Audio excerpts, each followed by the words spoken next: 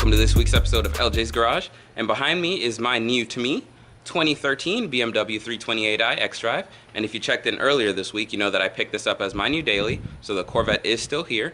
But in the meantime, I promised that I would do a 1-week first impression video of this car, give you guys a quick little run around, talk a little bit of the features that I love, the things that I hate, the things that I wish I could change, and give you guys just an overall view of what I think about this new F30 platform of the 3 Series. And if you guys don't know, the 3 Series actually was introduced in 1975, and ever since then this car has been pretty much BMW's version of the Honda Civic. So it's their bread and butter, it's the car that they put all their money into. Yeah, you got the M cars and everything like that, but this car right here accounts for somewhere between 20 to 25% of BMW sales. So the 3 Series comes in wagons, coupes, sedans, everything you can think of. And so with that being said, I'm going to tell you why I still think that this is one of the most awesome cars that I've ever owned, and why I still am a loyal BMW fan. So stay tuned. I got a quick little clip of some exterior things in the car, and then I'm going to break it down, show you guys some things that I love. So stay tuned. Thanks for stopping by.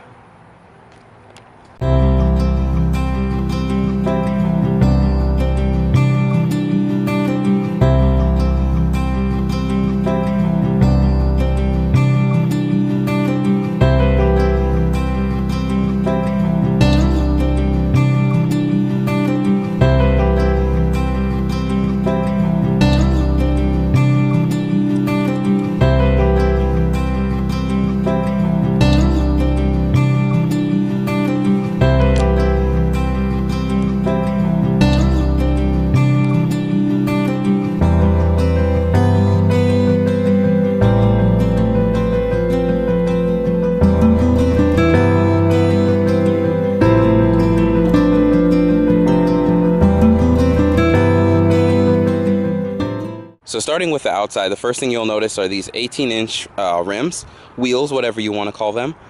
This is the luxury line, and so BMW went ahead and upgraded these from the basic M Sport package. And so there's a little bit more of a luxury look to these wheels, as BMW would say, but as far as I'm concerned, they look really good and they give this car a nice little stance. This one specifically does not have the lighting package, so it still has the halogen bulbs, which is one of the upgrades that I plan to do in the future. One of my favorite things about this is it's got the comfort access package, and all you have to do is when the car is locked, you simply just slip your hand right in here, it'll unlock the door, and you can just pop it right open. And then when you want to close the door from the outside without taking the key out of your pocket, you just tap this right here and it'll lock all the doors. It's a pretty cool thing, and it comes in handy and it works every time. I mentioned this last time, but I want to also talk about it again. It comes in really handy, but it's more of a gimmick, something that I probably won't use too often, but it's the automatic trunk option. And so what you do is you just put your foot right under here, give it a second, the trunk pops right open. The only thing is it doesn't automatically close, but now that we're in the trunk, check out all this space that you got in here, and it's got a cool little under storage bin area right there as well.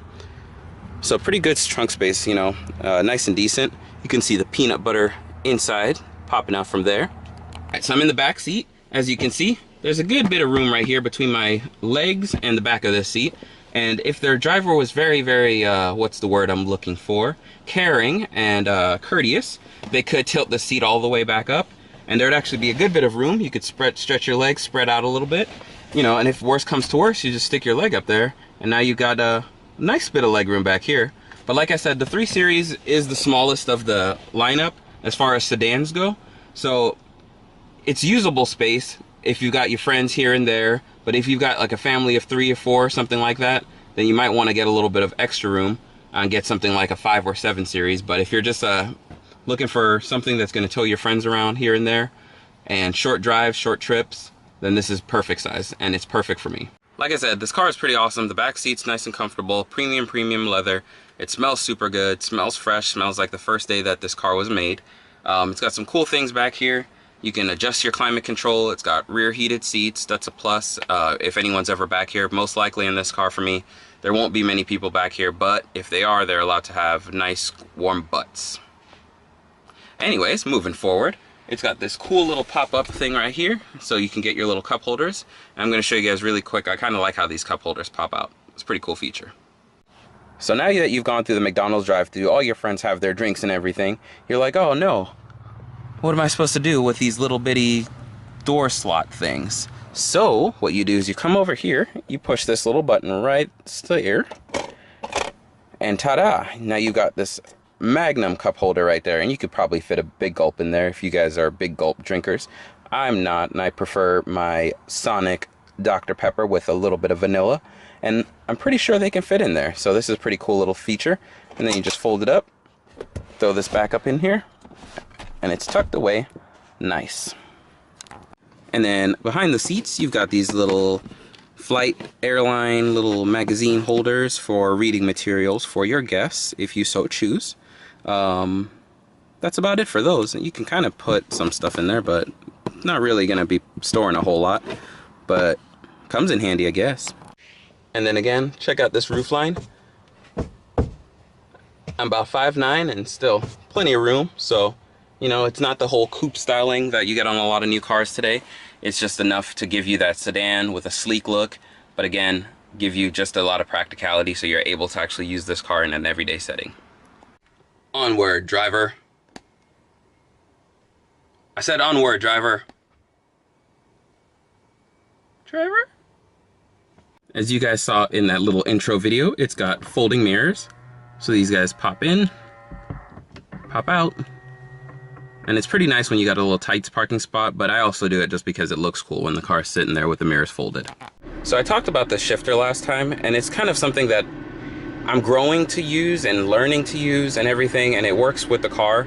But it's something that I personally, I'm not a huge fan of, but I understand that transmissions and everything might even be something that we're not going to see for very long with all the electric cars. But for now, this kind of gets a little bit of becomes a little bit of a nuisance, because what it is, whenever you want to get this car into drive, what you have to do is you have to hit this unlock button right here on the side. So you hit the unlock, and then it allows you to put it in drive. And then whenever you want to park the car, all you do is you simply just hit this little P right there, and then this will light up, and then you know you're in park. There's nothing else, there's no really any feedback. You just kind of feel the car go into park as you would with a normal transmission setup or a gear shifter setup. But it's pretty nice, it's pretty futuristic, it's cool. And same thing, whenever you want to go into, you'll be able to go into neutral. Excuse me, actually, go ahead and put it in neutral, and it does its thing. Put it in reverse one more, and then the backup camera will kick on. And the cool thing is when you want to go to drive, you can just hit it down into drive without having to hit the unlock. So at least someone did some thinking, and it works out once you kind of get the hang of it. And since this parking sensor is still up, it's pretty cool because it's got forward and rear parking assist. And so what I'm going to do is I'm going to go closer to my Corvette up here, and give me just a second, I'll show you what this does. So it's going to disappear for a minute, but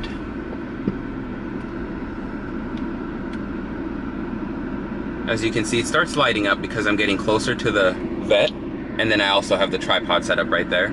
So those areas are going to start to light up on the sensor right there. And it's a pretty cool because it helps you with parallel parking, all that good stuff. Comes in handy. I'm gonna back up just so I can show you how awesome it is that BMW does these parking line assist. So it actually turns with your wheel, and it makes backing up nice and smooth. It's one of the best ones that I've ever used on a car. The climate control on these cars, hands down, some of the best. Whenever you put this in max AC, it will pretty much have icicles in the car, and that's not an exaggeration at all. It really will be that cold in here. Yes, I know technically it's still an exaggeration, but it is freezing. So I don't ever use the max AC, but it's cool because I've never been in a car that gets that cold. Dual climate control, standard on most BMWs. And then it's got this little fine-tune adjustment, so you can even adjust it a little further and get that like 0.2 degree colder, hotter, however you want it, to just make them minor adjustments. One of the cool things is this still has a CD player, and that's something you don't see on a lot of cars nowadays, but this actually plays DVDs through this setup right here. So this display works for CD and DVD, but I don't ever use it because it only works when you're in park, so I don't think I'll ever be sitting here just watching DVDs in my car. As nice as it is, I don't think my girlfriend appreciates sitting in the car for movie nights, so it's a cool feature. Thanks BMW, love you lots, but probably won't use it. So another cool thing, automatic rain sensing wiper blades. Pretty cool thing. I don't really use it because I'm used to just manually operating my wiper blades, but the harder it rains, the faster they go. Saves you a lot of trouble if you're just someone that doesn't want to worry about it, but otherwise it's not really a life-changing thing. It is pretty cool, and also remember to turn it off in car washes, because it will turn on in car washes, and it won't turn off because it'll just begin to rain harder and harder and harder. So, keynote, car washes, turn off the automatic sensing wiper blades. So BMW also does this really cool thing, this P right here. All you do is you flash this like you're gonna turn your high beams on, and it's got what's called a pathway lighting. And so let's say you get to wherever you're going and it's dark and it's not a very well lit area. What you can do is you flip that and it'll keep your headlights on for, let's say, 20 seconds or so, which is what mine is set for. Just enough time to help you safely get to where you're going. And so it's essentially exactly what it is, a pathway lighting. Very, very, very cool feature. So when you go into your settings, you can go to sport displays, and look at that. So now you can actually see how much power you're making and how much torque you're making. And it's actually pretty cool because it works and everything. So you can get on it a little bit and those gauges actually move. So I don't know if it just makes it feel more fun, but it's something that BMW throws in and I kind of dig it. So if you're anything like me, you like to occasionally get on it whenever you're at a red light. So light hits green, gone. But with this car, I found one of my biggest downsides. It's something that I absolutely hate. And I know that it's something to help the environment, become more eco-friendly, all of that. And I'm not against it at all. Don't get me wrong. But this feature is the start-stop feature. So whenever you come to a stop, the car will shut off and it'll run on the battery. And then as soon as you take your foot off the brake or hit the gas, it'll turn back on, crank up, and you can go. It's only like a second or two. It happens really fast, but in this car, it's not as smooth as I feel that it should be. So you do feel the car crank, you feel it start up, and then you go. So there is that delay, and so you don't really get the chance to just be like, oh yeah, light's about to turn green, here I go. Car shut off, oh nice, light turns green, car starts, there you go. So you've already lost the race, you've already lost the fun, if you care about that kind of stuff. If you don't, keep the start stop on and enjoy doing whatever it is you do, your cruising speeds, I guess. So the biggest headache with it though is every time you start, the car resets and it goes into comfort mode, which comfort mode automatically turns on start stop.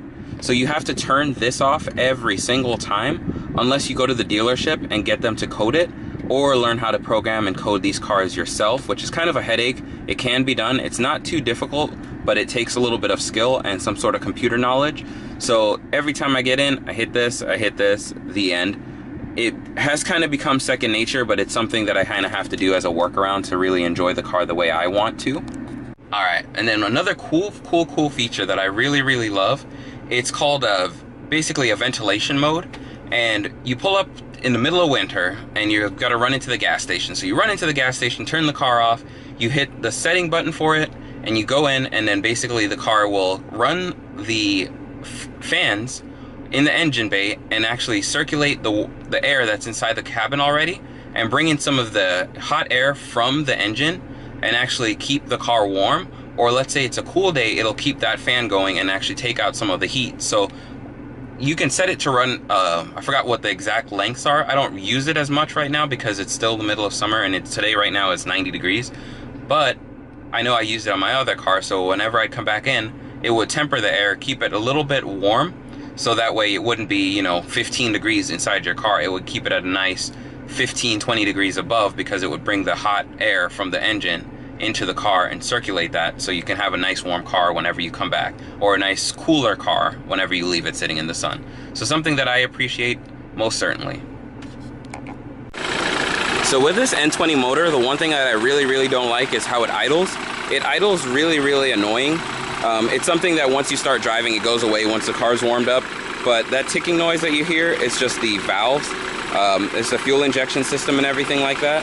But it's just a nuisance. But really, I mean, you get past it, you learn to live with it.